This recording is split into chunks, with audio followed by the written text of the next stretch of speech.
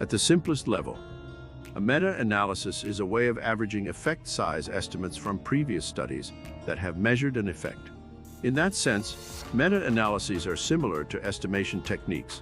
The difference is that instead of summarizing a single data set, meta-analyses are used to summarize all the studies that can be found that have measured a particular effect.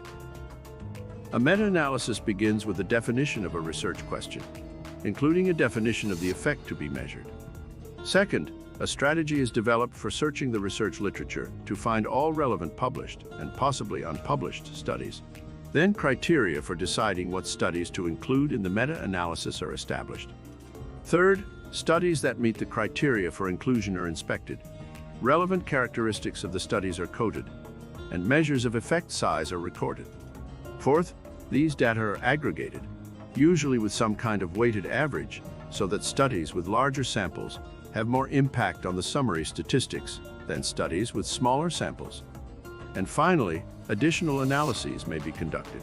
For example, if studies have been coded for the ages of the participants, the researcher might do analyses that look for a relationship between age and the effect of interest. The preceding simple summary of the meta-analysis process masks a great deal of complexity. Many issues must be addressed and resolved as the study is designed. For example, will the review include unpublished studies? On one hand, it might be nice to include every possible study, no matter its size or publication status, so that the review is as representative as possible. On the other hand, published studies probably have been through the peer review process, whereas unpublished studies have not. Or maybe the unpublished studies were rejected for publication after peer review because they were judged to be flawed in some way. Addressing and overcoming this and other questions can make conducting a meta-analysis very challenging. Despite the challenges, meta-analytic methods have become relatively common in the research literature. Let's look at one example. This study reviewed the literature on interventions designed to increase resilience among higher education students. A common summary of a meta-analysis is the forest plot.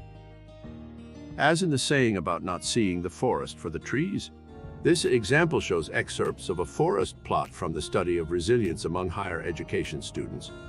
As in this example, forest plots include a list of the studies included in the meta-analysis, along with relevant details such as means and sample sizes, and so on, along with a measure of effect size, which was called Hedges's G in this case.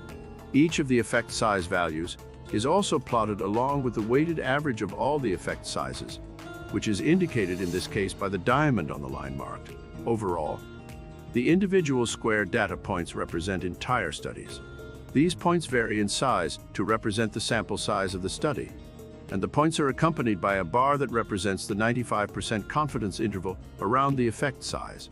Finally, researchers test the null hypothesis that the mean effect size equals 0 and perform additional tests on other aspects of the data.